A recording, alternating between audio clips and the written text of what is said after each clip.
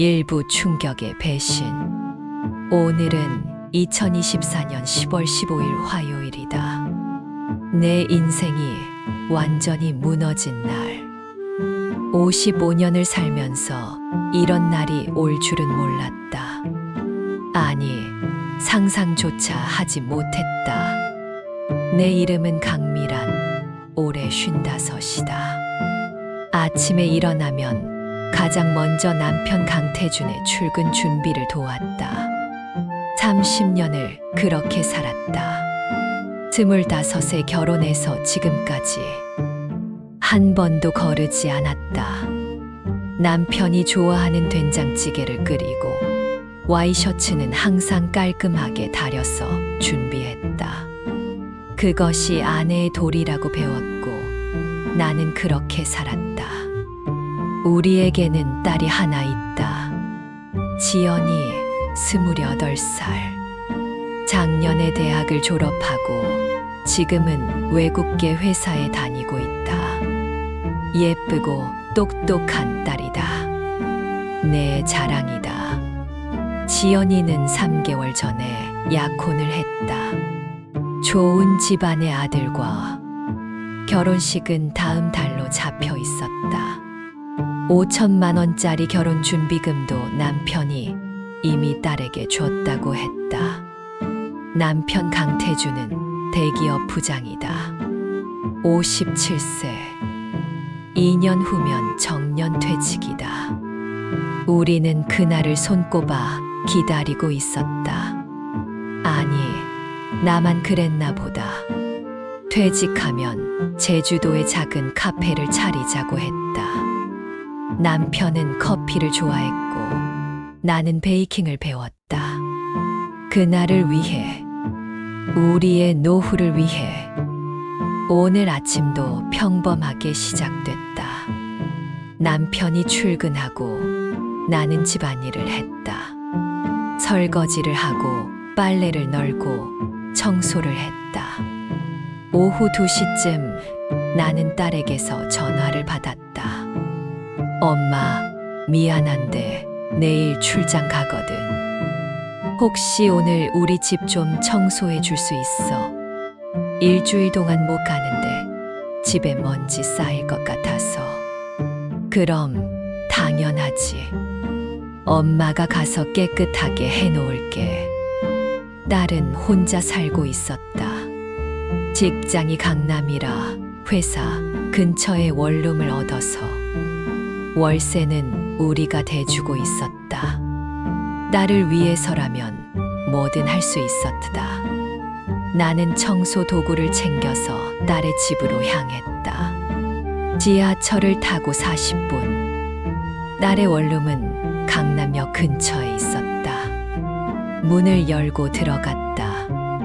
현관에 신발이 2켤레 있었다. 딸의 하이힐, 그리고 남자 구두. 지연이 남자친구가 왔나? 딸의 약혼자는 알고 있었다. 예의 바른 청년이었다. 하지만 이상했다. 그 구두는 약혼자가 신는 스타일이 아니었다. 좀 더 나이 든 사람이 신을 법한 고급 구두였다. 나는 조심스럽게 안으로 들어갔다. 거실은 조용했다. 하지만 침실 쪽에서 소리가 들렸다. 낮은 웃음소리. 여자와 남자. 설마. 나는 침실 문을 열었다. 그리고 그 순간 내 인생이 무너졌다. 침대 위에 2 사람이 있었다. 나체로. 여자와 남자. 그들은 이불도 덮지 않은 채 그렇게 누워 있었다. 여자는 소희였다. 이소희. 딸의 대학 동기. 26살. 딸과 절친이라고 우리 집에도 몇 번 놀러 온 적이 있는 그 아이. 그리고 남자는 내 남편이었다. 강태준. 내 남편. 30년을 함께 산 남편. 으악. 내 입에서 비명이 터져 나왔다. 두 사람이 깜짝 놀라 일어났다. 소희가 소리쳤다. 장모님, 이건 아니에요. 장모님, 그 아이가 나를 뭐라고 불렀지? 장모님? 남편은 당황한 기색도 없이 이불을 끌어당겨 몸을 가렸다. 그리고 나를 바라봤다. 그의 눈에는 미안함도 부끄러움도 없었다. 오히려 짜증이 섞여 있었다. 미란아, 너 왜 여기 와? 내가 왜 여기 왔냐고. 당신이 왜 여기 있는데? 나는 소리쳤다. 내 목소리가 떨렸다. 손도 떨렸다. 온몸이 떨렸다. 미란아, 진정해. 우리 얘기 좀 하자. 진정하라고. 당신이 지금 무슨 짓을 한 건데? 나는 울고 있었다. 눈물이 멈추지 않았다. 소희는 옷을 주워 입으며 울먹였다. 죄송해요, 장모님. 정말 죄송해요. 하지만 저희는 사랑해요. 사랑. 이 26살짜리 아이가 내 남편과 사랑한다고? 너는 지연이 친구잖아. 내 딸 친구. 알아요. 알지만 오빠를 사랑하게 됐어요. 어쩔 수 없었어요.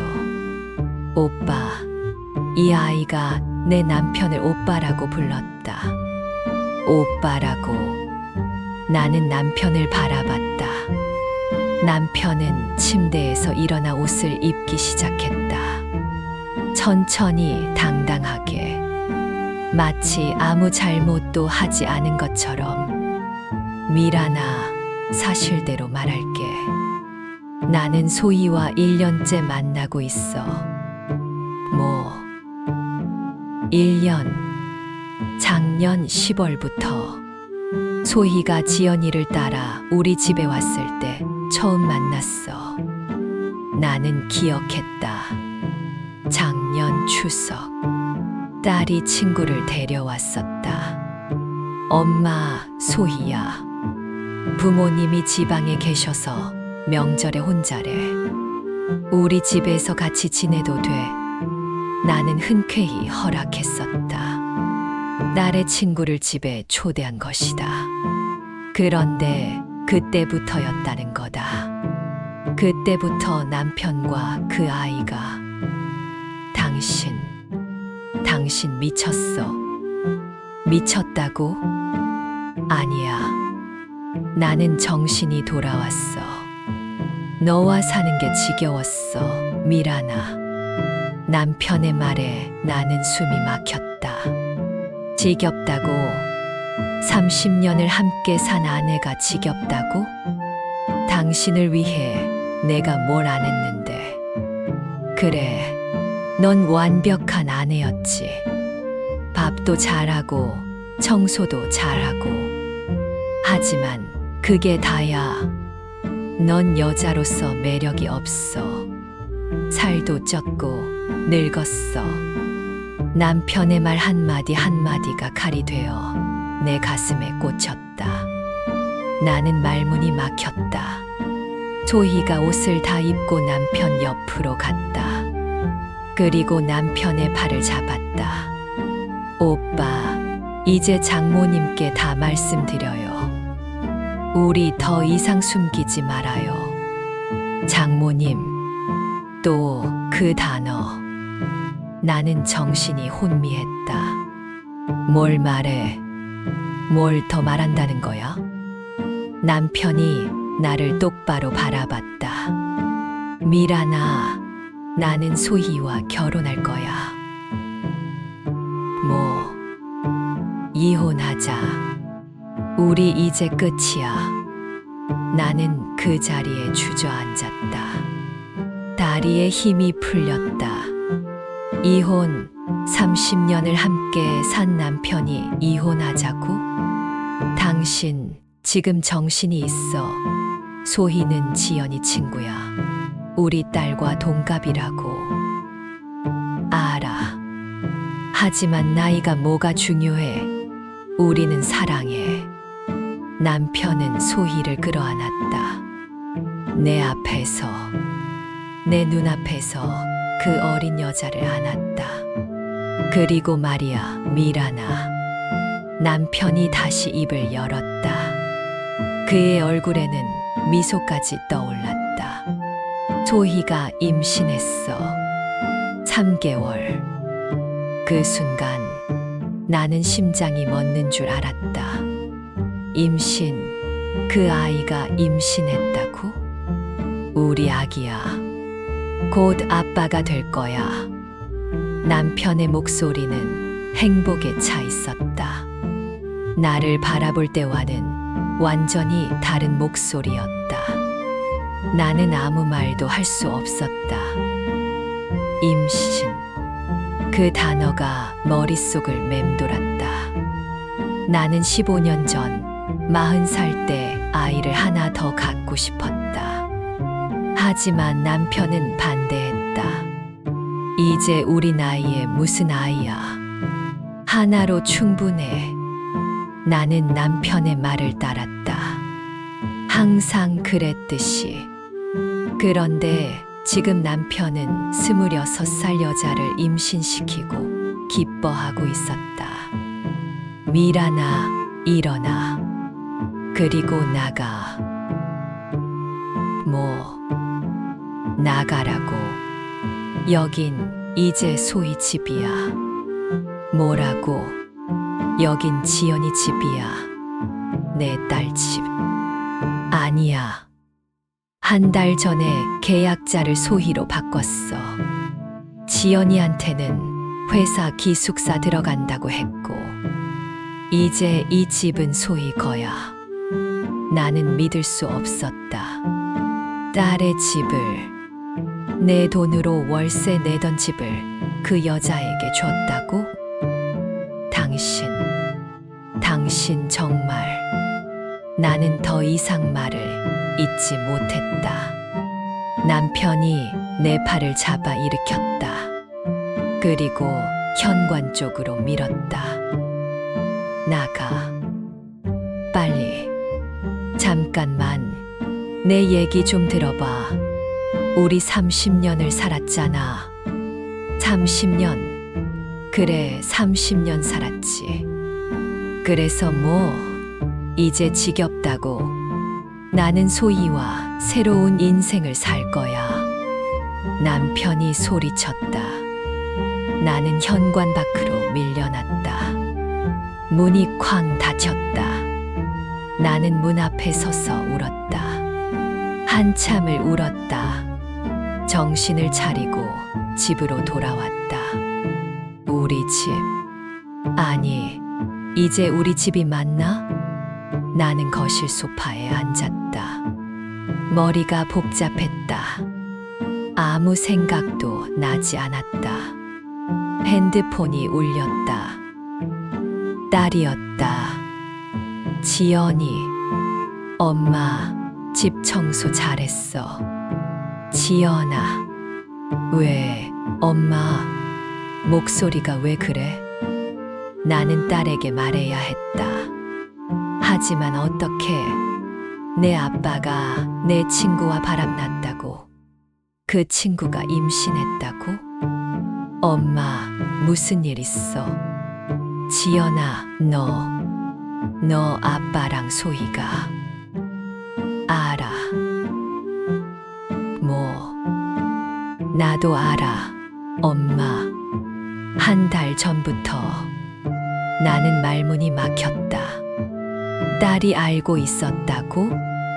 그런데 왜 나한테 말 안 했어? 엄마한테 어떻게 말해? 아빠가 나한테 비밀로 하라고 했어. 엄마가 알면 충격받을까봐. 그래서 딸은 엄마에게 아무 말도 안 하고 혼자 알고 있었단 말인가. 지연아, 너는 괜찮아? 엄마, 솔직히 말하면 나도 처음엔 충격이었어. 근데 아빠가 행복해 보이더라. 소희랑 있을 때. 그래서 그냥 인정하기로 했어. 엄마, 미안해.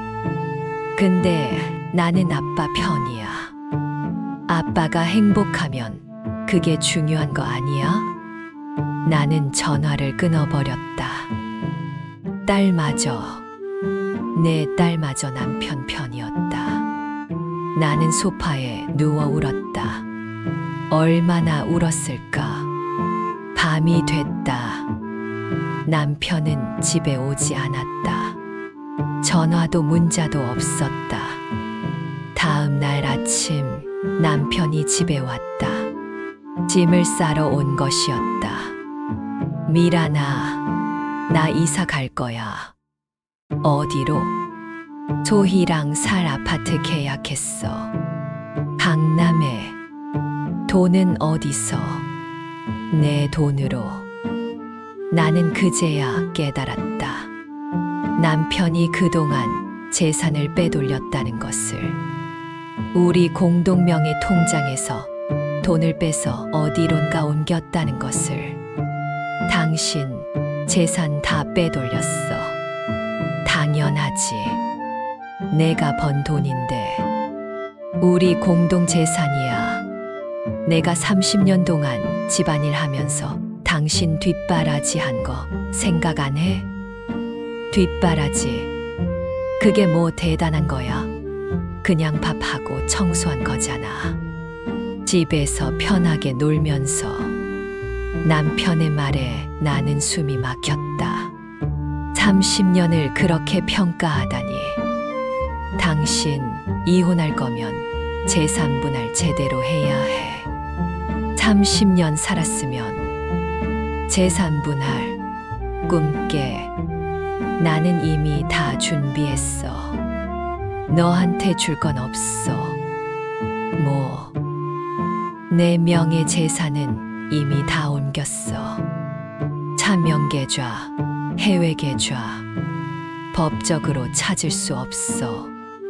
그리고 집은 대출이 더 많아. 팔아도 남는 거 없어. 나는 그제야 알았다. 남편이 이미 오래전부터 계획했다는 것을. 나를 버릴 준비를 했다는 것을. 그리고 말이야. 남편이 가방을 들며 말했다. 지연이 결혼 자금 5천만 원. 그거 소희 차 사는데 썼어. BMW. 소희가 좋아하더라. 뭐라고? 미안. 근데 소희가 그 차를 너무 갖고 싶어 했거든. 나는 그 자리에서 주저앉았다. 딸의 결혼 자금을 여자 차 사는데 썼다고. 남편은 짐을 들고 나갔다. 나는 혼자 남았다. 텅 빈 집에서. 그날 밤 나는 결심했다. 더 이상 당하지 않겠다고. 더 이상 울지 않겠다고. 나도 싸우겠다고. 30년을 헌신한 아내가 이렇게 버림받을 수는 없다. 나는 일어섰다. 눈물을 닦았다. 그리고 노트북을 켰다. 이혼 전문 변호사를 검색했다. 복수의 시작이었다. 2부 더 잔인한 진실. 변호사를 검색하던 손을 멈췄다. 나는 먼저 증거가 필요했다. 아무것도 모르는 채 변호사를 만나봤자 소용없을 것 같았다. 나는 남편의 서재로 갔다. 남편이 평소에 잠가놓던 서랍. 나는 그 서랍의 열쇠가 어디 있는지 알고 있었다. 책상 밑에 테이프로 붙여놓은 곳에 열쇠로 서랍을 열었다. 안에는 서류들이 가득했다. 나는 하나하나 꺼내서 봤다. 그리고 내가 본 것들은 나를 더욱 절망하게 만들었다.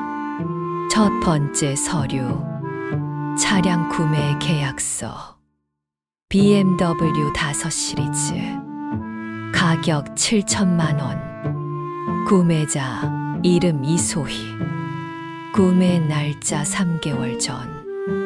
남편이 말한 대로였다. 딸의 결혼 자금 5천만 원으로는 부족해서 2천만 원을 더 보탠 것이다.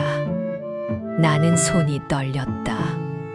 지연이를 위해 30년 동안 모은 돈, 조금씩 통장에 넣어둔 돈, 그 돈으로 26살짜리 여자에게 외제차를 사준 것이다. 두 번째 서류, 아파트 임대차 계약서, 강남구 청담동, 전세 5억, 계약자 강태준, 이소희, 계약 날짜 2개월 전, 5억. 우리 집 전세금이 3억인데 그 여자와 살 집은 5억짜리를 구했다. 어디서 난 돈일까? 나는 계속 서류를 뒤졌다. 세 번째 서류, 통장 사본, 내 명의 통장이었다. 내가 친정에서 받은 돈을 넣어둔 통장. 잔액 120만 원. 원래 있어야 할 돈은 3억이었다. 거래 내역을 보니 작년부터 조금씩 빠져나갔다. 한 번에 500만 원씩, 1천만 원씩. 내 도장을 위조해서 찾아간 것이다. 나는 주저앉았다. 3억. 내가 결혼하기 전 친정 아버지가 준 돈이었다. 미란아, 이 돈은 내가 힘들 때 쓰라고 주는 거야.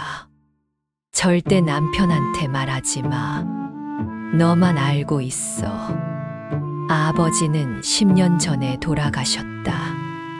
그 돈이 이제 겨우 120만 원밖에 남지 않았다. 네 번째 서류, 보험 해약 증명서, 내 명의로 되어 있던 종신보험, 해약 환급금 2억 5천만 원, 해약일 6개월 전, 수령인 강태준. 나는 눈물이 났다. 그 보험은 내가 20년 동안 꼬박꼬박 납입한 보험이었다. 노후를 위해서, 혹시 내가 아프면 치료비로 쓰려고 남편이 몰래 해약해서 돈을 가져간 것이다. 다섯 번째 서류, 은행 대출 서류, 내 명의로 된 신용대출 5천만 원, 대출일 4개월 전. 나는 대출받은 적이 없었다. 남편이 내 신분증을 복사해서 불법으로 대출받은 것이다. 나는 계산했다. 차량 7천만 원, 전세 5억, 내 통장에서 빼간 돈 3억, 보험 해약금 2억 5천만 원, 대출 5천만 원, 총 11억 2천만 원. 남편이 1년 사이에 나한테서 빼앗아 간 돈이었다. 그리고 마지막 서류, 이혼 합의서 초안이었다. 남편이 직접 작성한 것 같았다. 강미라는 강태준과 원만히 이혼하며 재산 분할 및 위자료를 청구하지 않는다. 모든 재산은 강태준의 소유로 한다. 나는 서류를 구겨버렸다. 재산 분할도 위자료도 없이 그냥 쫓아내려고 한 것이다. 30년을 함께 살았는데 나는 모든 서류를 스마트폰으로 사진 찍었다. 증거였다. 이 서류들이 있으면 남편이 재산을 빼돌린 증거가 된다. 다음 날 아침 나는 남편 회사로 전화를 걸었다. 비서가 받았다. 안녕하세요. 부장님 부인입니다. 남편 좀 바꿔주시겠어요? 아, 사모님. 잠시만요. 남편이 전화를 받았다. 왜? 당신이 내 돈 빼돌린 거 다 알아. 서류 다 봤어. 그랬어. 재산 분할 제대로 받을 거야. 변호사 선임할 거고. 남편은 웃었다. 비웃는 소리였다. 해봐. 근데 미란아, 한 가지 알려줄게.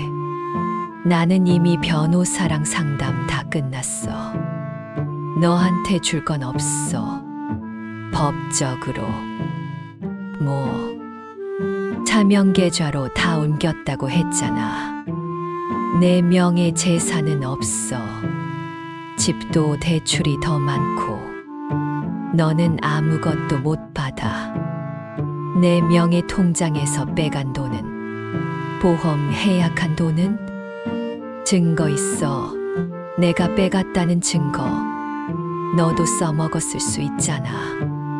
나는 서류 사진이 있다고 말하려다 입을 다물었다. 아직 카드를 다 보여주면 안 될 것 같았다. 그리고 미란아. 남편의 목소리가 차갑게 변했다. 회사 사람들한테 이상한 소리 하지 마. 나 지금 승진 심사 중이야. 내가 괜한 소문 내면 가만 안 둬. 전화가 끊겼다. 나는 핸드폰을 꽉 쥐었다. 회사 사람들. 그렇다. 나는 남편 회사 사람들을 만나봐야 했다. 진실을 알아야 했다. 그날 저녁 나는 남편 회사 앞으로 갔다. 퇴근 시간에 맞춰서 남편 동료들이 나오기를 기다렸다. 남편과 같은 팀에서 일하는 김 과장. 나는 그를 알고 있었다. 몇 번 회식 자리에서 본 적이 있었다. 김 과장님. 나는 그를 불러 세웠다. 김 과장은 나를 보고 당황한 표정을 지었다. 아, 사모님. 무슨 일이세요? 잠깐 얘기 좀 할 수 있을까요? 우리는 근처 카페로 갔다. 나는 김 과장에게 물었다. 과장님, 솔직하게 말씀해 주세요. 우리 남편이 소희라는 여자랑 만나는 거 알고 계셨어요? 김 과장은 고개를 숙였다. 네. 언제부터요? 작년 가을쯤부터요. 회식 자리에서 그 여자 데려온 적 있어요. 처음엔 조카라고 했는데 나중에 애인이라고 하더라고요. 나는 숨이 막혔다. 회사 사람들 앞에서 당당하게 애인이라고 소개했다는 거였다. 그럼 다들 알고 계셨어요? 네. 죄송합니다, 사모님. 저희도 부장님한테 말씀드렸어요. 부인분도 있고 딸도 있는데 이러시면 안 된다고. 근데 부장님이 곧 이혼할 거다. 내 인생 내가 산다고 하시더라고요. 나는 울컥했다. 회사 사람들 앞에서, 나를 아는 사람들 앞에서 그렇게 말했다니. 그리고 사모님, 김 과장이 조심스럽게 말했다. 부장님이 요즘 회사 돈을 사적으로 쓰고 계세요. 법인카드로 그 여자랑 호텔도 가고 명품도 사주고 다들 알고 있어요.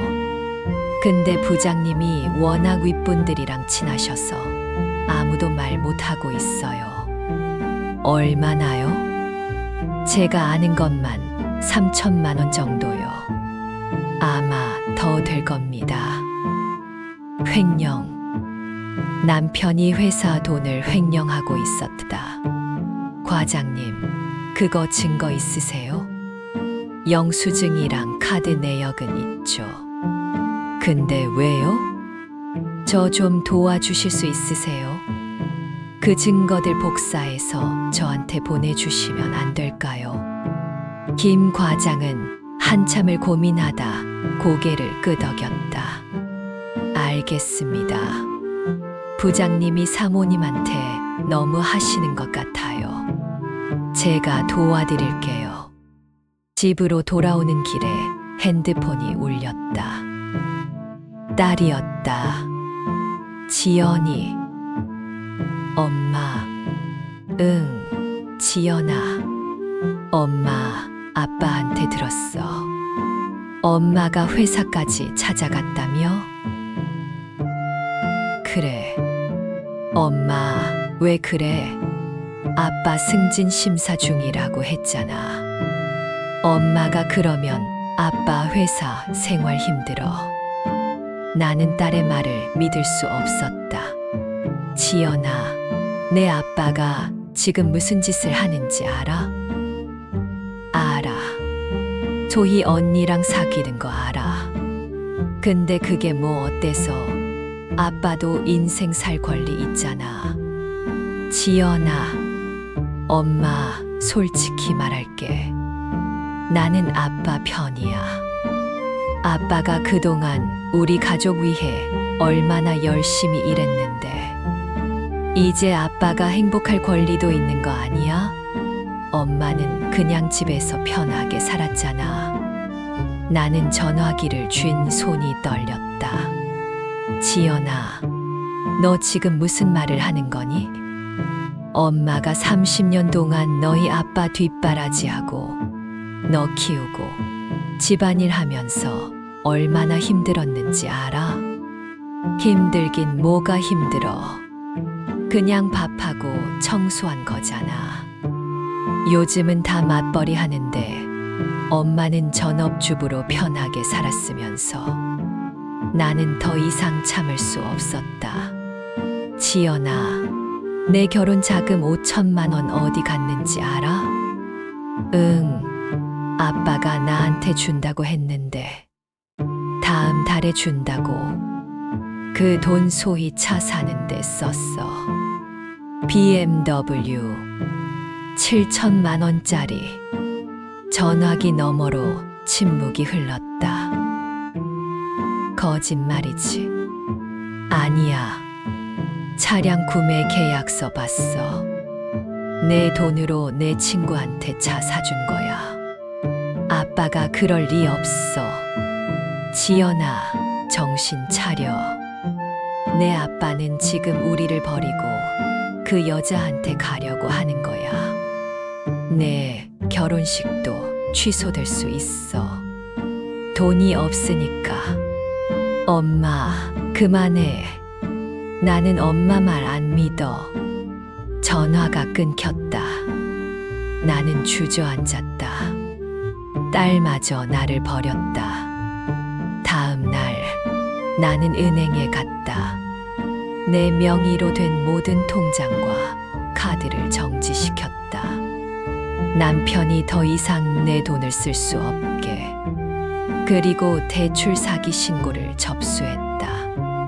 내가 모르게 받은 대출이니 사기죄로 고소하겠다고. 은행 직원이 말했다.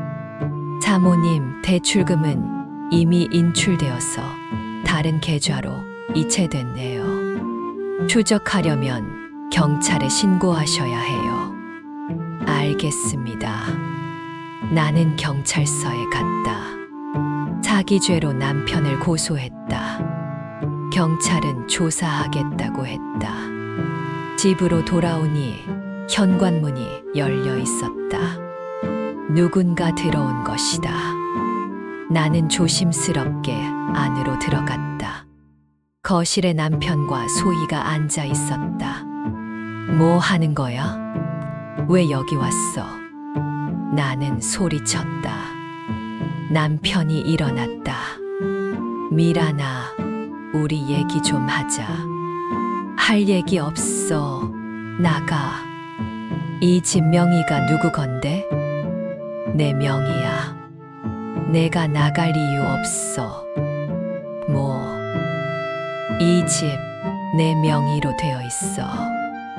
너는 법적으로 아무 권리 없어. 오히려 내가 나가야지. 나는 믿을 수 없었다. 우리 집이 남편 단독 명의였다는 것을. 결혼할 때 남편 명의로 샀는데 나는 당연히 공동 명의인 줄 알았다. 소희가 일어나 나를 바라봤다. 장모님, 이제 그만하세요. 오빠는 저를 선택했어요. 장모님은 이제 여기서 나가셔야 해요. 뭐라고? 내가 나가? 내가 30년 산 집에서. 네, 법적으로 장모님 집이 아니니까요. 소희의 목소리는 차가웠다. 그 어린 여자가 나를 쫓아내려고 하고 있었다. 그리고 장모님, 소희가 배를 쓰다듬었다. 저 임신했다고 했죠. 사실 아직 확실하지 않아요. 근데 곧 확실해질 거예요. 오빠가 원하니까. 나는 소희의 눈빛을 봤다. 그 눈빛에는 승리의 미소가 있었다.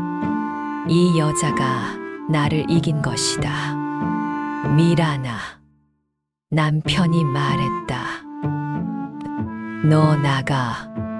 친정으로 가든지 어디든 가. 여긴 이제 소희 집이야. 안 나가. 여긴 내 집이야. 그럼 경찰 부를까? 주거 침입으로. 나는 남편을 바라봤다. 정말 경찰을 부를 것 같았다. 나는 가방을 챙겼다. 옷 몇 벌과 통장, 중요한 서류들. 그리고 집을 나왔다. 갈 곳이 없었다. 친정은 이미 오래전에 정리됐다. 부모님도 돌아가셨다. 형제도 없었다. 나는 친구 집으로 갔다. 고등학교 때 친구 순희. 미라나? 순희는 나를 보고 놀랐다. 순희야, 나 좀 재워줄 수 있어? 그래, 들어와. 무슨 일 있어? 나는 순희에게 모든 것을 털어놨다. 남편의 불륜, 재산 빼돌리기, 집에서 쫓겨난 것까지. 순희는 울면서 나를 안아줬다. 미라나, 너 변호사 만나봐야 해. 내가 아는 변호사 있어. 이혼 전문. 소개해줄게. 고마워, 순희야. 그날 밤 나는 순희 집 소파에서 잤다. 잠이 오지 않았다. 천장을 바라보며 생각했다. 나는 어떻게 여기까지 왔을까? 30년을 헌신했는데 왜 이런 취급을 받아야 할까? 하지만 나는 이제 알았다. 울기만 해서는 안 된다는 것을. 싸워야 한다는 것을. 다음 날 아침 나는 순희가 소개해준 변호사를 만났다. 박지영 변호사. 45세 여성. 이혼 전문. 강미란 씨, 제가 도와드리겠습니다. 박 변호사는 내 손을 잡았다. 30년 헌신한 아내가 이렇게 버림받을 수는 없습니다. 우리 재산 분할 제대로 받아내고 위자료도 받고 남편이 빼돌린 재산도 다 찾아내겠습니다. 정말요? 가능할까요? 가능합니다. 남편분이 재산을 숨겼다고요? 우리한테는 방법이 있습니다. 차명 계좌도 추적할 수 있고 해외 계좌도 찾아낼 수 있어요. 그리고 회사 횡령 증거가 있다면 형사 고소도 가능합니다. 나는 처음으로 희망을 느꼈다. 그리고 강미란 씨, 박 변호사가 나를 똑바로 바라봤다. 복수하시겠어요? 제대로? 네. 그럼 제가 완벽하게 도와드리겠습니다. 남편분이 무릎 꿇고 후회하게 만들겠습니다. 나는 고개를 끄덕였다. 이제 시작이었다. 진짜 싸움의 시작. 그날 저녁 김 과장에게서 메시지가 왔다. 남편의 법인카드 사용 내역이었다. 호텔, 레스토랑, 명품 매장. 총 3,200만 원. 모두 소희와 함께 쓴 돈이었다. 나는 박 변호사에게 모든 증거를 보냈다. 서류 사진, 법인카드 내역, 대출 사기 증거. 박 변호사는 답장을 보냈다. 완벽합니다. 이 정도면 남편분 완전히 끝낼 수 있습니다. 재산분할 80% 가능하고 위자료 5억 이상 받을 수 있어요. 그리고 횡령으로 형사 고소하면 회사에서 잘릴 겁니다. 나는 웃었다. 처음으로 남편이 무너지는 모습이 그려졌다. 하지만 나는 아직 몰랐다. 진짜 충격적인 진실은 이제부터였다는 것을. 3부 완벽한 복수 계획. 박지영 변호사와의 두 번째 미팅은 일주일 후였다. 변호사 사무실에서 만났다. 박 변호사는 내가 가져온 모든 증거를 검토한 후 고개를 끄덕였다. 강미란 씨, 증거는 충분합니다. 하지만 한 가지 더 필요해요. 뭔가요? 이소희라는 여자에 대한 정보입니다. 이 여자가 정말 임신했는지, 다른 비밀은 없는지, 우리가 모르는 게 있을 수 있어요. 어떻게 알아내죠? 사설 탐정을 고용하세요. 제가 아는 분이 있습니다. 전직 형사 출신이에요. 이수연 탐정. 이분한테 맡기면 뭐든 찾아낼 겁니다. 나는 박 변호사가 준 명함을 받았다. 이수연 탐정사무소. 다음 날 나는 그 사무소를 찾아갔다. 강남 작은 빌딩 3층에 있었다.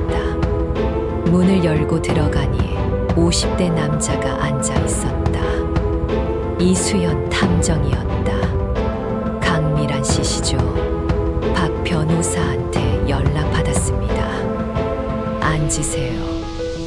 나는 앉아서 내 상황을 설명했다. 남편의 불륜, 소희라는 여자, 재산 빼돌리기. 모든 것을. 이 탐정은 조용히 듣고 있다가 말했다. 알겠습니다. 제가 이소희라는 여자를 철저히 조사하겠습니다. 미행, 신상 파악, SNS 분석, 주변 인물 조사까지. 비용은 2주에 500만 원입니다. 500만 원이요? 비싸다고 생각하실 수 있지만 저는 결과물로 말합니다. 2주 안에 그 여자의 모든 비밀을 파헤치겠습니다. 나는 고민 없이 계약했다. 남편이 나한테서 빼간 돈에 비하면 아무것도 아니었다. 이수연 탐정은 바로 일을 시작했다. 나는 소희의 사진과 주소, 차량 번호를 제공했다. 탐정은 매일 보고서를 보내줬다. 첫째 날 보고서 오전 9시 이소희 강남 아파트에서 출발. BMW 운전. 목적지 청담동 고급 레스토랑. 혼자 식사. 오후 2시 백화점 방문. 명품 매장 3곳. 구매 내역 샤넬 가방 1개 450만 원, 디올 향수 30만 원, 결제 카드 강태준 명의 부가카드. 나는 이를 악물었다. 내 남편 카드로 450만 원짜리 가방을 사다니. 둘째 날 보고서 오전 10시 이소희 피부과 방문. 시술 받음 레이저 토닝. 비용 200만 원. 오후 3시 헬스클럽 방문. 개인 PT 수업. 오후 6시 강태준과 만남. 청담동 레스토랑에서 저녁 식사. 식사 후 아파트로 이동. 밤 11시까지 나오지 않음. 셋째 날 보고서부터 이상한 점이 발견되기 시작했다. 오전 11시 이소희 강남역 근처 카페 방문. 남자 1명과 만남. 나이 30대 초반으로 추정. 두 사람 친밀한 스킨십. 손잡고 포옹. 남자 신원 파악 중. 나는 탐정에게 전화했다. 다른 남자요? 소희가 다른 남자를 만난다고요? 네. 제가 보기엔 그냥 친구 사이가 아닙니다. 더 추적해 보겠습니다. 나흘째 보고서 남자 신원 파악 완료. 이름 박민수 32세, 외국계 금융회사 근무. 이소희와 대학 동기. 두 사람 호텔 입실 확인. 3시간 후 퇴실. 명백한 불륜 관계로 판단됨. 나는 입이 떡 벌어졌다. 소희가 내 남편과 사귀면서 다른 남자도 만나고 있다니. 닷새째 보고서는 더 충격적이었다. 또 다른 남자 발견. 이름 김재현, 28세, IT 스타트업 대표. 이소희와 저녁 식사 후 이소희 아파트로 이동. 밤 11시까지 나오지 않음. 특이사항 김재현이 이소희에게 명품 시계 선물 추정 가격 800만 원. 나는 전화기를 꽉 쥐었다. 소희가 3명의 남자를 동시에 만나고 있었다. 내 남편, 박민수, 김재현. 그리고 3 남자 모두에게 돈을 받아내고 있었다. 이수연 탐정이 전화를 걸어왔다. 강미란 씨, 이소희라는 여자는 전문적인 사기꾼입니다. 여러 남자를 동시에 만나면서 돈을 뜯어내고 있어요. 제가 더 파보니 과거 전과도 있더군요. 전과요? 네. 5년 전 사기죄로 집행유예 받은 기록이 있습니다. 당시 40대 남자를 속여서 3천만 원을 받아낸 사건이었어요. 나는 숨이 막혔다. 사기 전과가 있는 여자였다니. 남편은 그것도 모르고 저 여자에게 빠진 것이다. 그리고 강미란 씨. 탐정이 조심스럽게 말했다. 임신은 거짓말일 가능성이 큽니다. 제가 소희가 다니는 산부인과를 추적해봤는데 최근 6개월간 방문 기록이 없어요. 임신 3개월이라면 산부인과를 갔어야 하는데 간 적이 없습니다. 그럼 임신이 거짓말이라는 거예요? 높은 확률로 그렇습니다. 남편분을 붙잡아두기 위한 거짓말일 겁니다. 나는 웃음이 났다. 비참한 웃음이었다.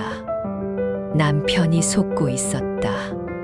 사기꾼에게 완전히 속고 있었다. 탐정님, 증거 다 확보해 주세요. 사진, 영상, 모든 것. 이미 다 확보했습니다. 소희가 다른 남자들과 만나는 장면, 호텔 들어가는 장면, 명품 받는 장면 다 찍었어요. 그리고 남편분이 소희에게 준 돈의 흐름도 추적했습니다. 탐정은 USB를 내게 건넸다. 여기 모든 증거가 들어 있습니다. 사진 200장, 영상 50개, 금융거래 내역, 신상 정보까지. 이 정도면 소희라는 여자 완전히 끝낼 수 있습니다.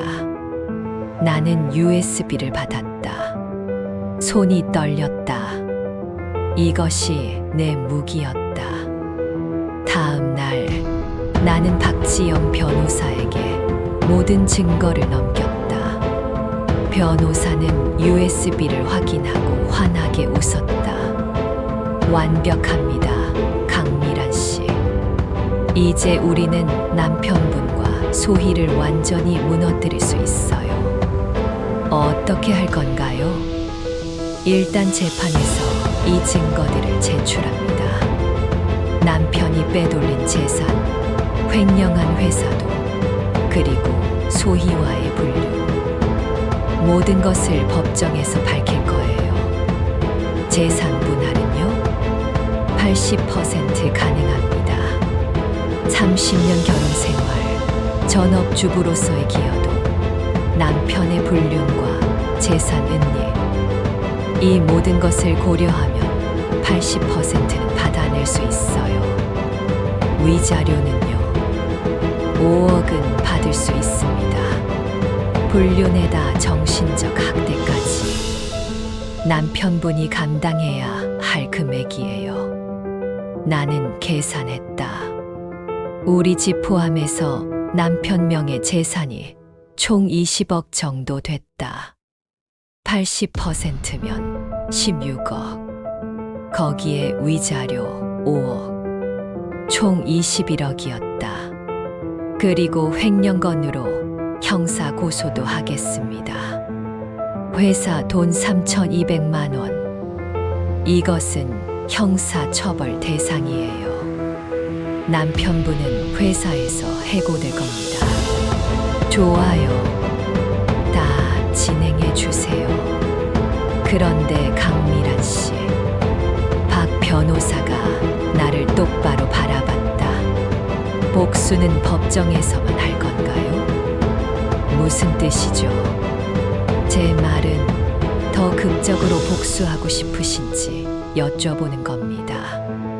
법정에서 이기는 것도 좋지만 남편분과 소희가 사람들 앞에서 창피를 당하게 할 수도 있어요. 나는 변호사의 눈을 봤다. 그녀도 나처럼 분노하고 있었다. 어떻게요? 공개적인 장소에서 폭로하는 겁니다. 많은 사람들 앞에서. 그러면 남편분은 사회적으로도 매장될 거예요. 나는 생각했다. 공개적인 장소, 많은 사람들, 그리고 갑자기 떠올랐다. 딸의 약혼식. 다음 달에 있을 약혼식. 친척들, 친구들, 남편 회사 동료들 모두가 모이는 자리. 약혼식이요. 네, 딸 약혼식이 다음 달에 있어요. 거기서 폭로하면 어떨까요? 박 변호사가 눈을 반짝였다. 완벽합니다. 약혼식이라면 최소 100명은 모이겠네요. 그 자리에서 폭로하면 남편분과 소희는 완전히 끝입니다.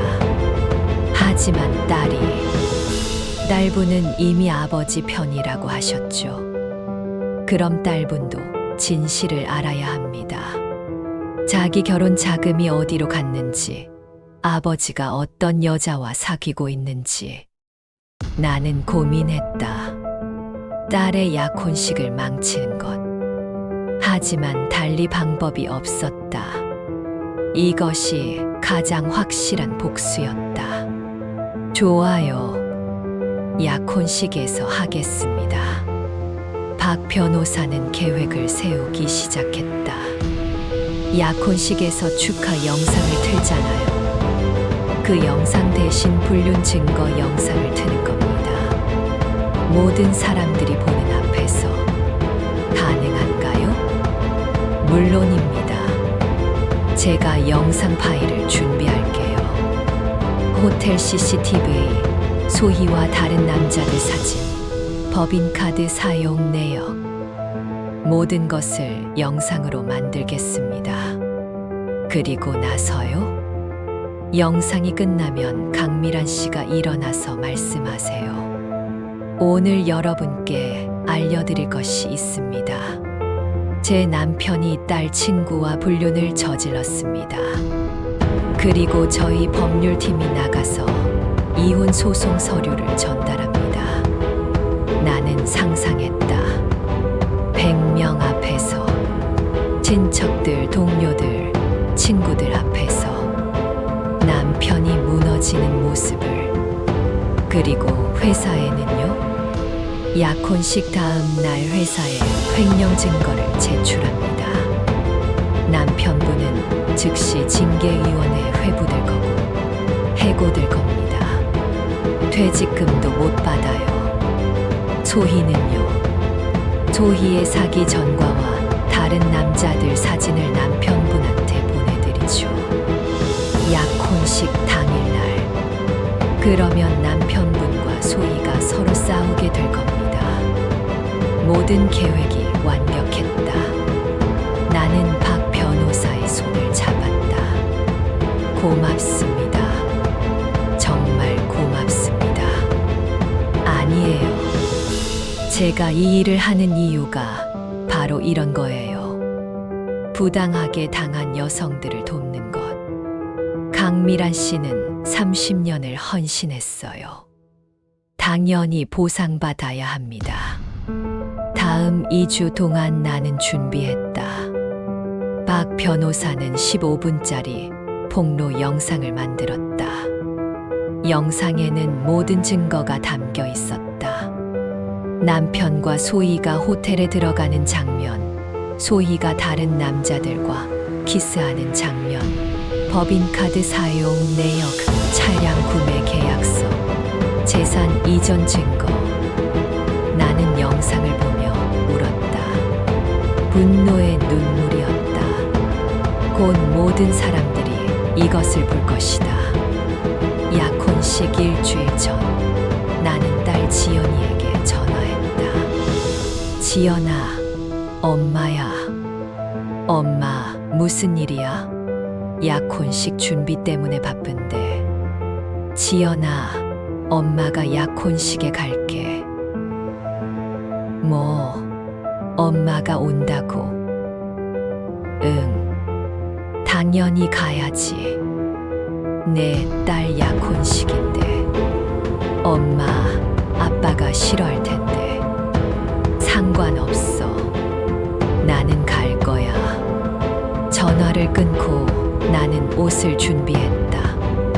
약혼식에 입을 옷. 평소에는 수수하게 입었지만 이번에는 달랐다.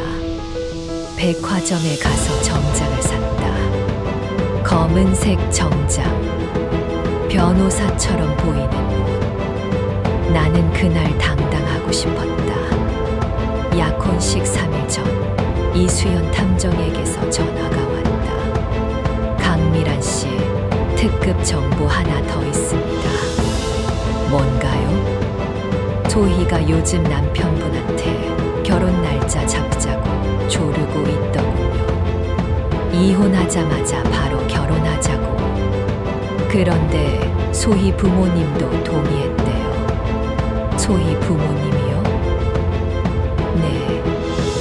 소희 아버지가 사업 실패해서 빚이 많답니다. 그래서 딸이 돈 많은 남자 만나길 원했나 봐요. 남편분이 대기업 부장이니까 좋은 사위감이죠. 나는 씁쓸하게 웃었다. 소희 가족 모두가 내 남편의 돈을 노리고 있었던 것이다. 소희 부모님 연락처 구할 수 있나요? 가능합니다. 왜요? 초대장을 보내고 싶어서요. 약혼식에. 탐정은 웃었다. 내 의도를 알아챈 것이다. 알겠습니다. 보내드리겠습니다. 나는 소희 부모님께 초대장을 보냈다.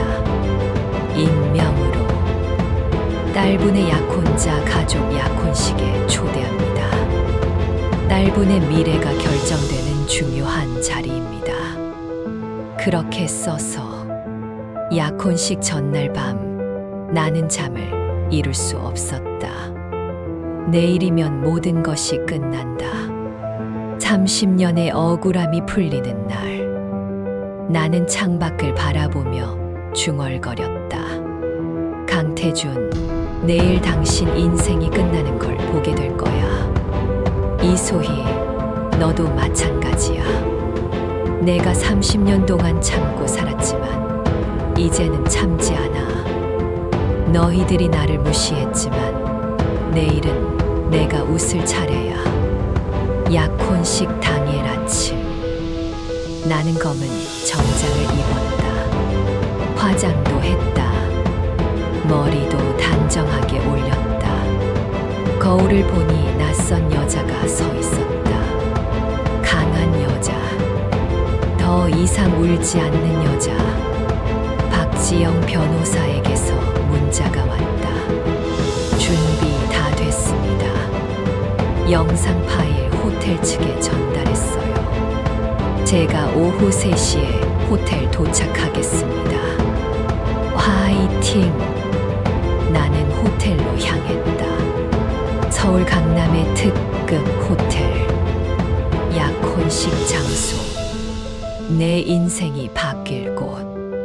호텔 입구에서 사람들이 하나둘 들어가고 있었다. 친척들, 친구들, 회사 동료들. 모두가 축하하러 온 사람들. 하지만 오늘은 축하가 아니라 폭로의 날이었다. 나는 깊게 숨을 쉬고 호텔로 들어갔다. 복수가 시작됐다. 4부 디데이, 약혼식의 폭풍. 호텔 연회장은 화려했다.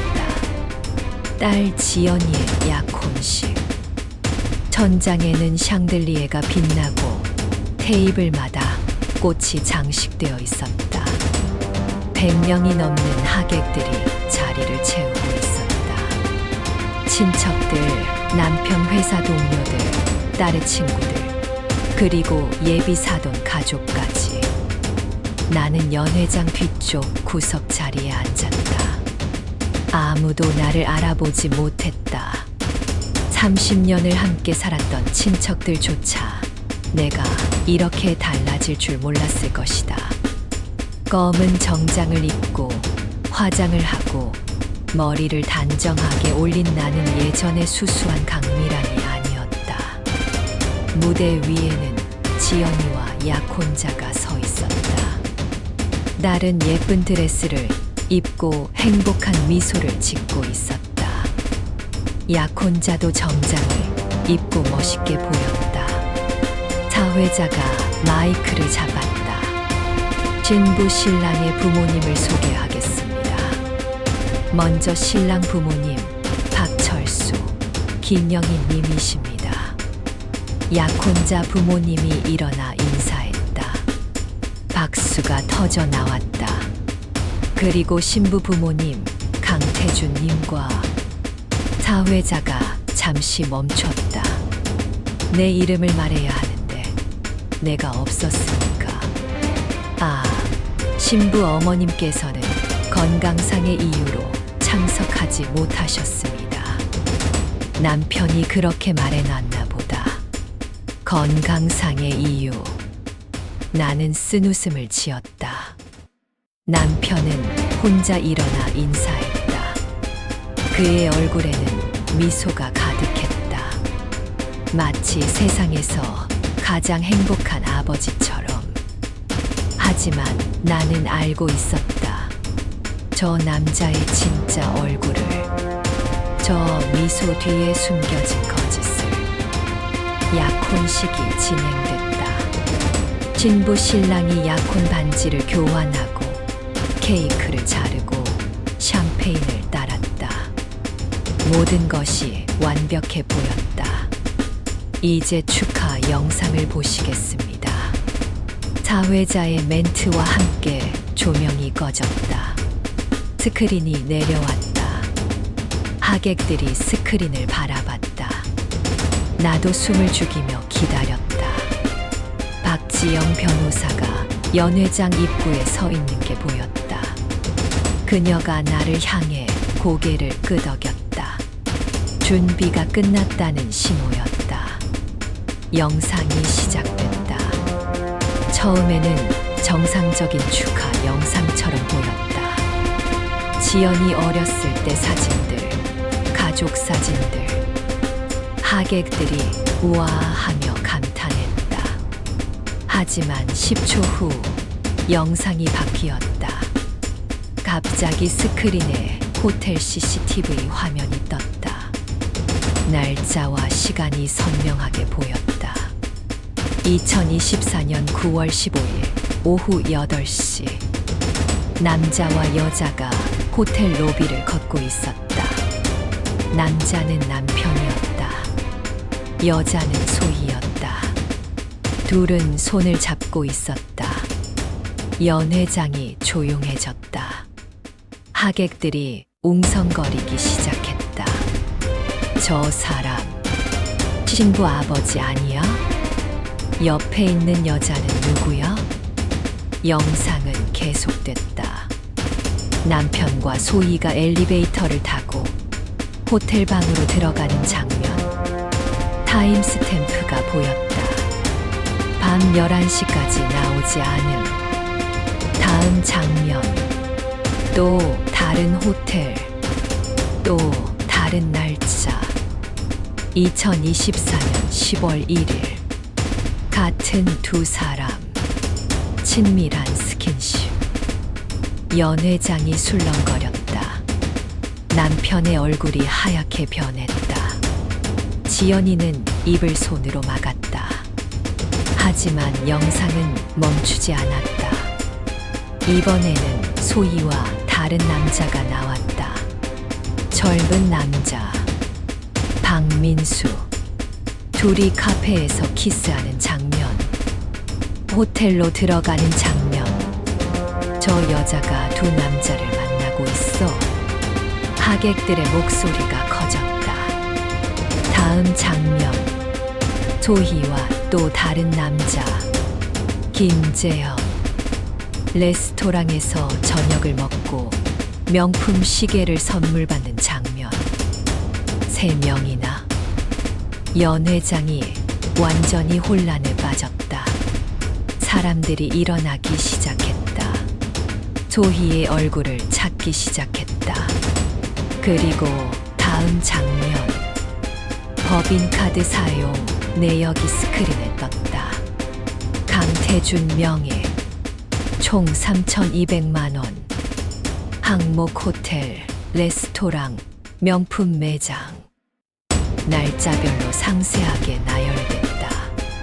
회사 돈을 사적으로 썼다고? 남편 회사 동료들이 웅성거렸다. 남편의 얼굴이 점점 더 창백해졌다. 영상은 계속됐다. 차량 구매 계약서. BMW 5 시리즈. 구매자 이소희. 금액 7천만 원. 그리고 자막이 떴다. 이 돈은 신부 강지연의 결혼 자금 5천만 원을 포함한 금액입니다. 지연이가 비명을 질렀다. 아빠, 이게 무슨 짓이야? 남편은 아무 말도 하지 못했다. 그저 얼어붙은 채 스크린을 바라봤다. 마지막 장면. 소희의 사기 전과 기록. 5년 전 사기죄, 집행유예. 그리고 산부인과 방문 기록 없음. 임신 거짓말. 자막이 떴다. 이소희는 임신하지 않았습니다. 강태준을 속인 것입니다. 영상이 끝났다. 연회장 조명이 켜졌다. 침묵이 흘렀다. 모두가 충격에 빠져 있었다. 나는 일어섰다. 천천히 무대로 걸어갔다. 하객들이 나를 바라봤다. 남편도 나를 봤다. 그의 눈이 커졌다. 미라나? 나는 마이크를 집었다. 내 손은 떨리지 않았다. 목소리도 떨리지 않았다. 30년 동안 참았던 나는 더 이상 없었다. 여러분, 안녕하세요. 저는 강미란입니다. 강태준의 아내이자 지연이의 어머니입니다. 하객들이 웅성거렸다. 저는 30년 동안 남편에게 헌신했습니다. 전업주부로서 집안일을 하고 딸을 키우고 남편을 뒷바라지했습니다. 그런데 남편은 작년부터 제 딸의 친구와 불륜을 저질렀습니다. 남편이 일어나려고 했다. 하지만 박지영 변호사가 무대로 올라와 그를 제지했다. 앉으세요, 강태준 씨. 아직 끝나지 않았습니다. 나는 계속 말했다. 남편은 제 돈을 빼돌렸습니다.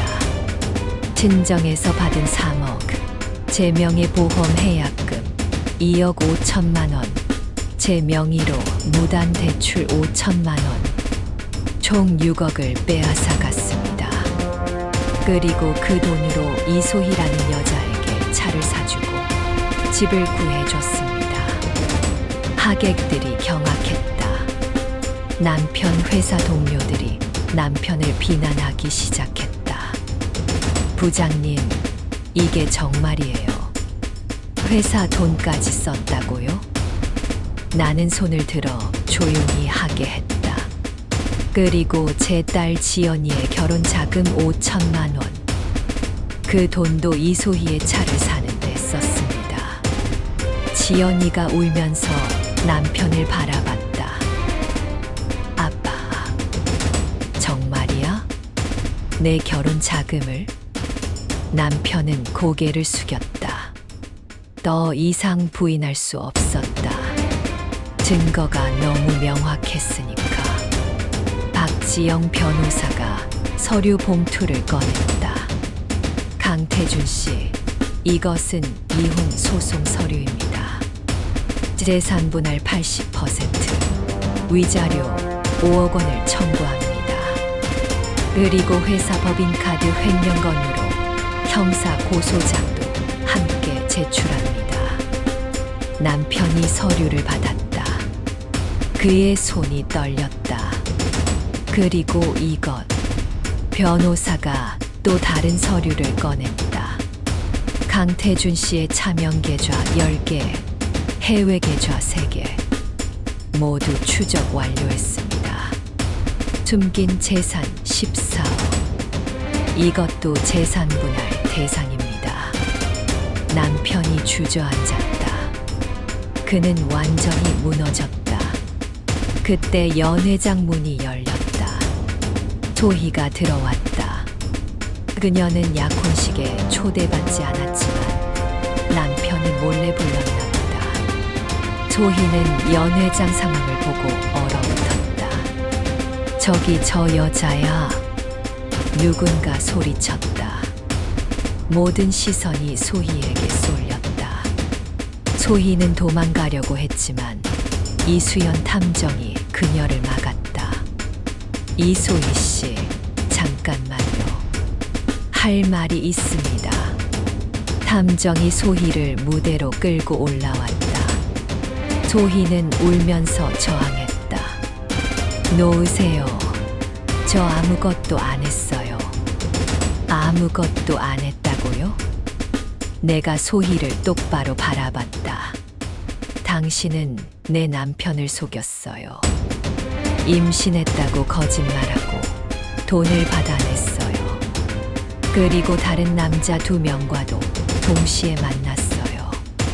사기꾼이에요. 당신은. 소희가 울면서 남편을 바라봤다.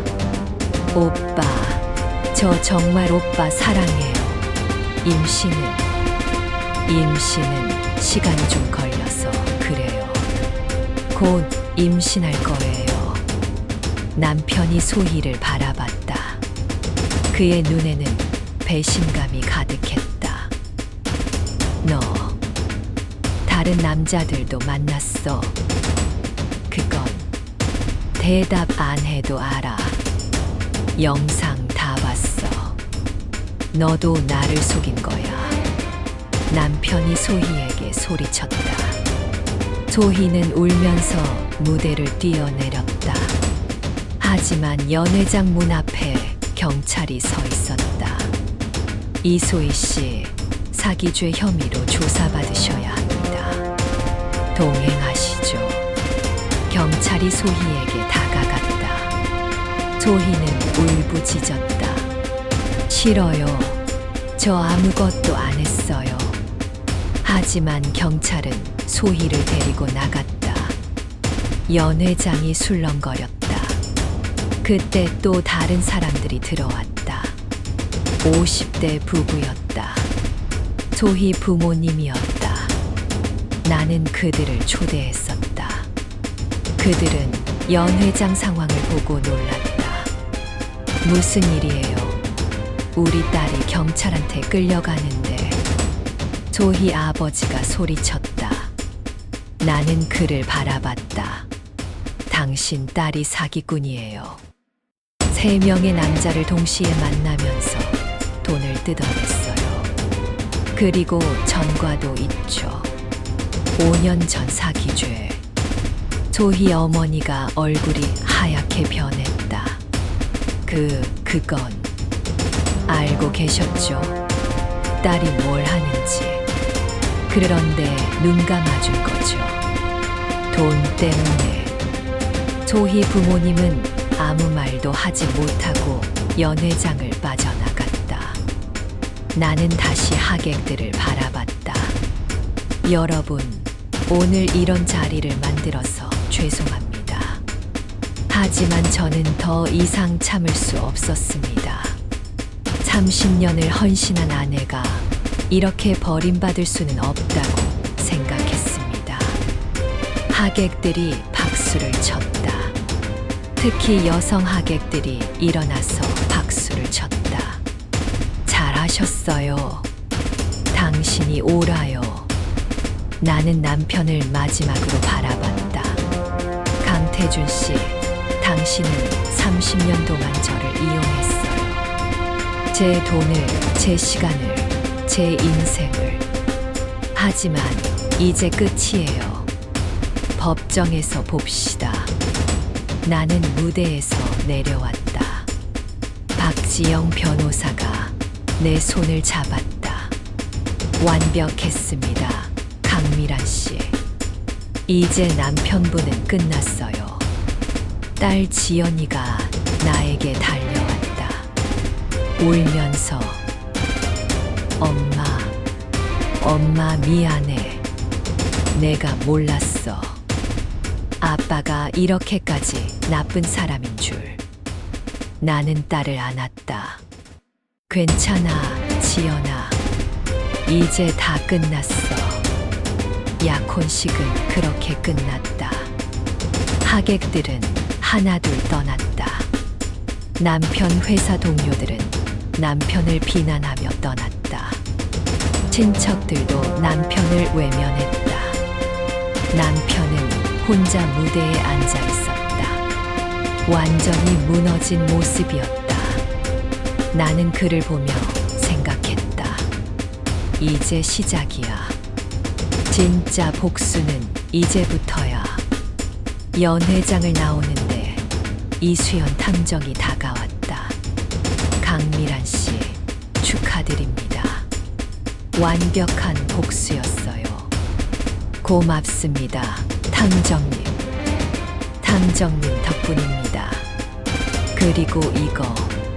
탐정이 봉투를 건넸다. 소희가 다른 남자들한테 받은 돈 내역입니다. 총 8천만 원. 이것도 남편분한테 청구할 수 있어요. 남편분이 소희한테 준 돈을 회수하는 명목으로요. 나는 봉투를 받았다. 증거는 계속 쌓이고 있었다. 호텔 밖으로 나왔다. 서울의 밤 하늘이 보였다. 별이 빛나고 있었다. 나는 깊게 숨을 쉬었다. 30년 만에 처음으로 자유를 느꼈다.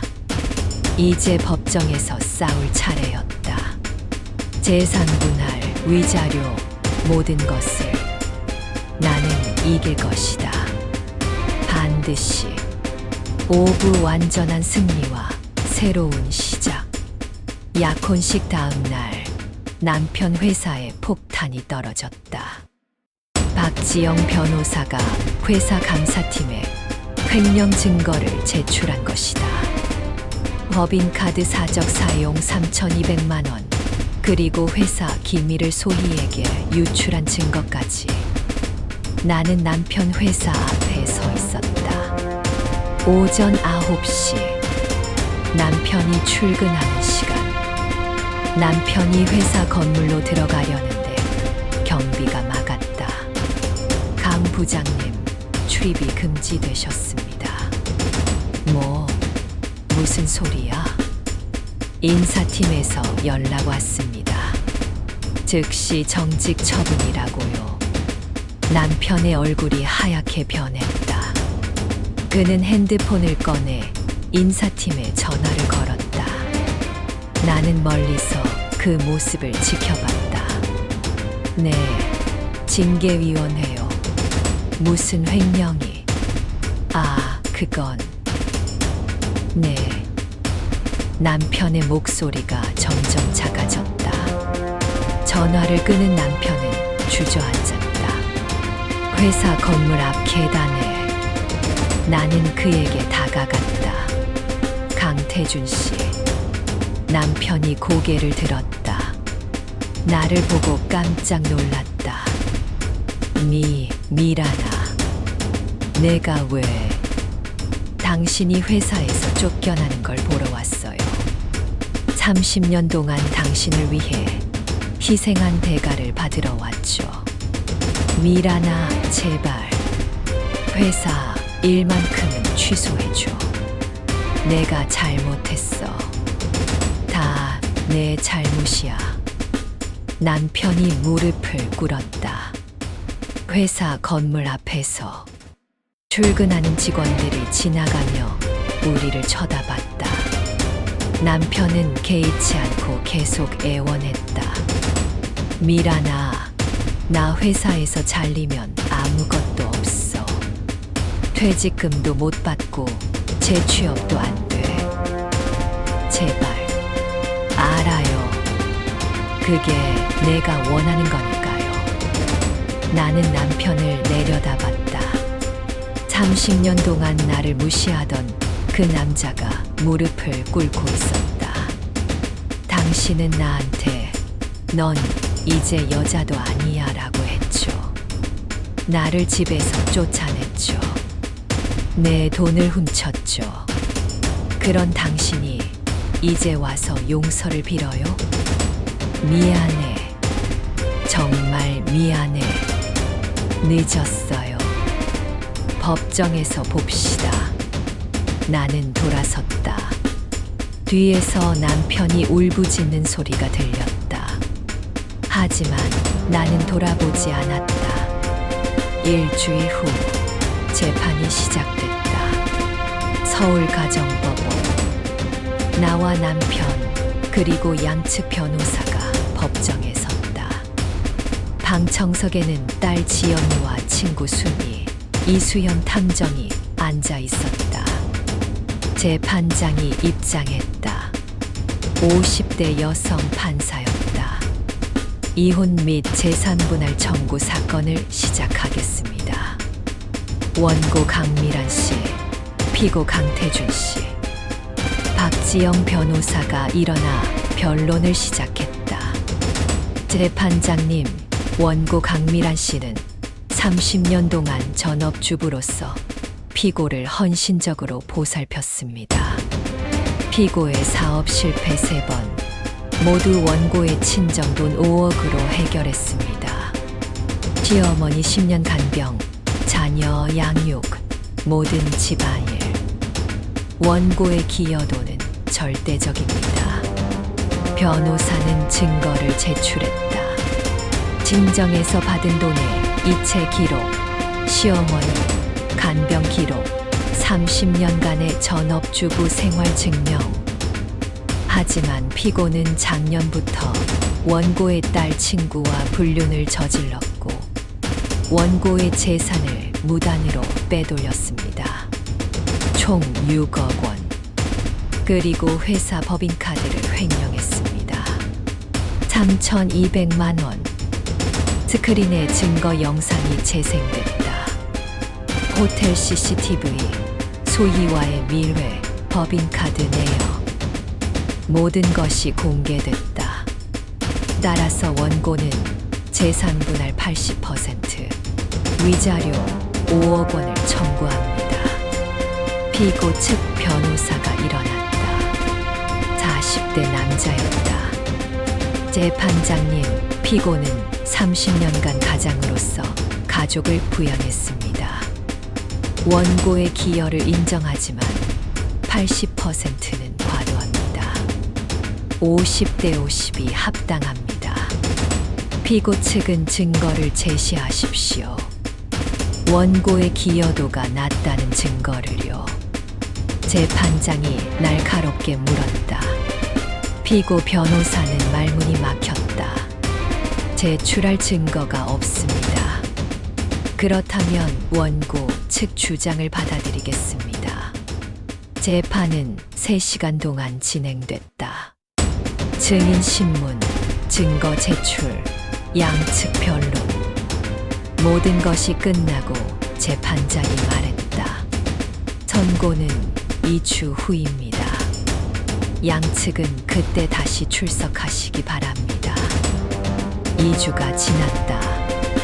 선고일. 나는 검은 정장을 입고 법정에 섰다. 남편도 왔다. 그는 많이 초췌해 보였다. 회사에서 해고당한 후 일자리를 구하지 못했다고 들었다. 재판장이 판결문을 읽기 시작했다. 피고 강태주는 원고 강미란과 이혼한다. 첫 문장. 나는 숨을 죽였다. 재산 분할은 다음과 같이 한다. 부부 공동재산 총액 20억 원 중 원고에게 75%인 15억 원을 분할한다. 75%. 내가 원했던 80%보다는 낮았지만 충분했다. 15억. 추가로 피고가 은닉한 재산 14억 원 중 원고에게 70%인 9억 8천만 원을 분할한다. 나는 계산했다. 15억 9억 8천만 원, 24억 8천만 원. 그리고 위자료로 피고는 원고에게 3억 원을 지급한다. 24억 8천만 원, 3억 27억 8천만 원. 총 27억 8천만 원을 피고는 원고에게 6개월 이내에 지급해야 한다. 망치 소리가 울렸다. 판결이 확정됐다. 나는 이겼다. 방청석에서 박수가 터져 나왔다. 딸 지연이가 울면서 나를 안았다. 엄마, 축하해요. 엄마가 이겼어요. 남편은 고개를 숙이고 법정을 빠져나갔다. 그의 뒷모습은 패배자 그 자체였다. 법정 밖으로 나오니 기자들이 기다리고 있었다. 약혼 씨 폭로 사건이 언론에 크게 보도됐기 때문이다. 강미란 씨, 소감이 어떠세요? 30년을 참았습니다. 하지만 이제는 참지 않습니다. 모든 여성분들, 부당한 대우를 받으면 싸우세요. 당신에게도 권리가 있습니다. 기자들이 카메라를 들이댔다. 나는 당당하게 말했다. 그리고 강태준 씨, 30년 동안 나를 무시했지만 이제 당신은 빚더미에 앉게 될 겁니다. 그게 당신이 받을 대가입니다. 다음 날 신문에 내 이야기가 대서특필됐다. 55세 전업주부 불륜 남편에게 28억 받아내 30년 헌신의 복수 약혼식장 폭로로 시작됐다. 나는 유명해졌다. 하지만 그것보다 중요한 건 자유였다. 나는 이제 자유로웠다. 1개월 후 남편은 집을 팔았다. 강남 아파트. 대출을 갚고 나니 5억이 남았다. 그 돈과 차명계좌에서 찾은 돈, 그리고 퇴직금 일부를 합쳐서 나에게 27억 8천만 원을 송금했다. 통장에 입금 알림이 왔다. 27억 8천만 원. 나는 그 숫자를 한참 바라봤다. 30년의 대가였다. 나는 강남에 아파트를 샀다. 현금으로 12억짜리 아파트.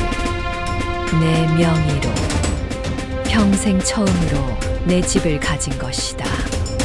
남은 돈 15억 8천만 원으로 나는 꿈을 이뤘다. 제과점을 차린 것이다. 강남역 근처 유동인구가 많은 곳에 30평 규모의 제과점. 이름은 55세의 시작. 제과점 오픈 날 많은 사람들이 왔다. 친구들, 딸 지연이와 사위, 그리고 나를 응원하는 사람들. 리본 커팅을 하며 나는 말했다. 30년은 남편의 것이었지만 앞으로 30년은 제 것입니다. 이제 시작입니다. 박수가 터져 나왔다. 나는 행복했다. 제과점은 대박이 났다. 내 이야기를 들은 중년 여성들이 많이 찾아왔다. 저도 강미란 씨처럼 살고 싶어요. 용기를 얻었어요. 그들은 케이크를 사며 나와 이야기를 나눴다. 나는 제과점에서 무료 법률 상담을 시작했다. 일주일에 한 번 박지영 변호사가 와서 가정폭력, 이혼, 재산분할 상담을 해줬다.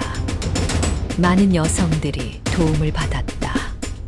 6개월이 지났다. 제과점은 번창했고 나는 지점을 하나 더 열었다. 직원도 10명으로 늘었다. 나는 사장님이 됐다. 55세에 처음으로 사회인이 됐다. 어느 날 딸 지연이가 제과점에 왔다. 배가 불러 있었다. 임신 7개월이었다. 엄마, 나 아들이래. 손주 이름 뭐로 지을까? 내가 지어라. 너희 아이잖아. 엄마 이름을 넣고 싶어.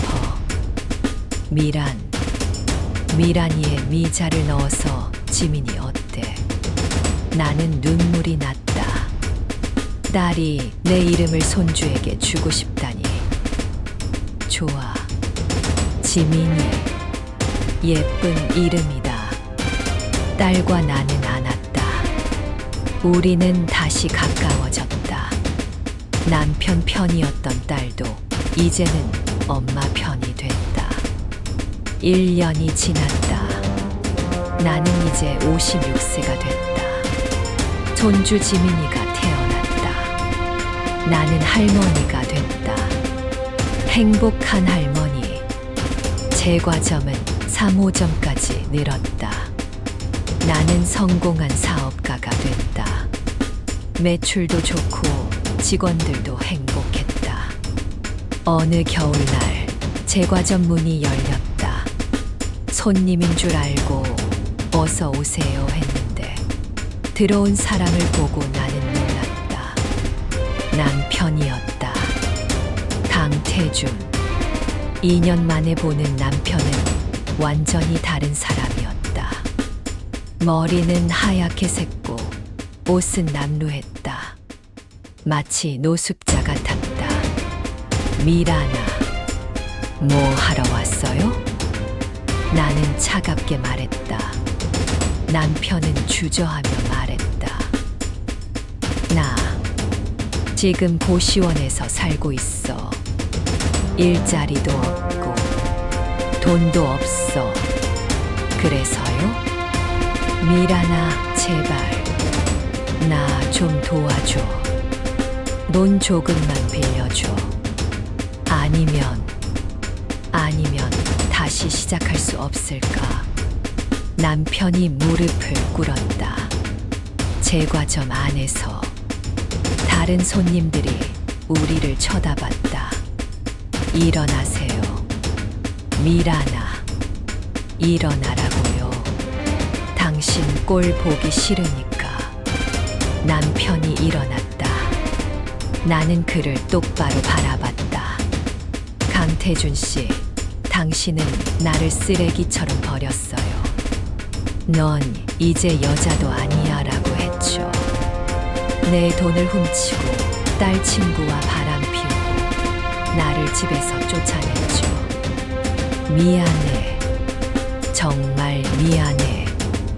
미안하다고 용서되는 게 아니에요. 당신은 2년 동안 뭘 했어요? 반성했어요? 아니죠. 그냥 돈이 없어서 나한테 온 거죠. 남편은 고개를 숙였다. 그래, 맞아. 나는 후회하고 있어. 매일 밤 내 생각을 해. 내가 너를 어떻게 대했는지. 너무 후회돼. 늦었어요. 30년은 당신 것이었지만 이제부터 30년은 내 거예요. 당신은 그 30년에 없어요. 미라나, 돌아가세요. 그리고 다시는 나타나지 마세요. 당신은 이미 내 인생에서 지워진 사람이에요. 남편의 눈에 눈물이 고였다. 하지만 나는 동정심이 들지 않았다. 2년 전 그가 나에게 한 짓을 기억했으니까. 남편은 고개를 숙이고 제과점을 나갔다. 나는 그의 뒷모습을 봤다. 구부정한 등 느린 걸음. 그는 완전히 무너진 사람이었다. 나는 창밖을 바라봤다. 눈이 내리고 있었다. 하얀 눈. 새로운 시작의 눈. 직원이 다가와 물었다. 사장님, 괜찮으세요? 응, 괜찮아. 이제 정말 끝났으니까. 나는 웃었다. 진심으로. 에필로그 3년 후 강미란 58세. 오늘은 2027년 12월 24일 크리스마스 이브다. 나는 제과점 5호점 오픈 준비를 하고 있다. 58세. 하지만 나는 전다. 마음이 전다. 할머니, 손주 지민이가 달려왔다. 이제 3살. 귀엽고 사랑스러운 아이. 나는 지민이를 안아 올렸다. 우리 지민이 할머니 보고 싶었어. 응, 할머니 케이크 먹고 싶어. 나는 지민이에게 딸기 케이크를 줬다. 지민이는 행복하게 케이크를 먹었다. 딸 지연이가 들어왔다. 둘째를 임신 중이었다. 5개월. 엄마, 오늘 오픈 파티 사람 많이 올 거야? 응, 100명 넘게 신청했어. 다들 축하해 주러 온대. 지연이는 나를 안았다. 엄마, 자랑스러워. 정말 고마워, 지연아. 내가 엄마 편이 돼줘서 우리는 함께 오픈 파티를 준비했다. 저녁 6시 손님들이 하나둘 도착하기 시작했다. 친구들, 거래처, 그리고 내 이야기를 듣고 찾아온 여성들. 박지영 변호사도 왔다. 강미란 씨, 축하해요. 3년 만에 5호점까지. 대단해요. 변호사님 덕분이에요. 변호사님이 아니었으면 나는 여기까지 못 왔어요. 아니에요. 강미란 씨의 용기 덕분이에요. 이수현 탐정도 왔다. 강미란 씨, 잘 지내셨죠? 요즘 탐정의 일에 많아요. 강미란 씨 사건 이후로 유명해져서요. 다행이네요. 탐정님도 저처럼 억울한 사람들 많이 도와주세요. 친구 순이도 왔다. 복순아, 너 정말 멋있어. 3년 전만 해도 울면서 내 집에 왔는데 이제 사장님이 됐잖아. 순이야, 내가 없었으면 나는 무너졌을 거야. 고마워. 파티가 시작됐다. 케이크를 자르고 샴페인을 땄다. 모두가 축하했다. 나는 마이크를 잡았다. 여러분, 오늘 와주셔서 감사합니다. 3년 전 저는 남편에게 버림받고 집에서 쫓겨난 55세 아줌마였습니다. 30년을 헌신했지만 아무것도 없었죠. 사람들이 조용히 들었다. 하지만 저는 포기하지 않았습니다. 싸웠습니다. 법정에서, 그리고 제 인생에서. 그 결과 이렇게 제 사업을 하고 있습니다. 박수가 터져 나왔다. 저는 오늘 여러분께 말씀드리고 싶습니다. 나이는 숫자일 뿐입니다. 55세에도 60세에도 70세에도 새로운 시작을 할 수 있습니다. 중요한 건 포기하지 않는 것입니다. 사람들이 일어나서 박수를 쳤다. 특히 중년 여성들이 눈물을 흘리며 박수를 쳤다. 그리고 모든 여성분들, 부당한 대우를 받으면 참지 마세요. 당신에게도 권리가 있습니다. 싸우세요. 저처럼. 박수가 계속됐다. 나는 행복했다. 진심으로. 파티가 끝나고 사람들이 하나둘 떠났다. 나는 제과점을 정리하며 창밖을 바라봤다.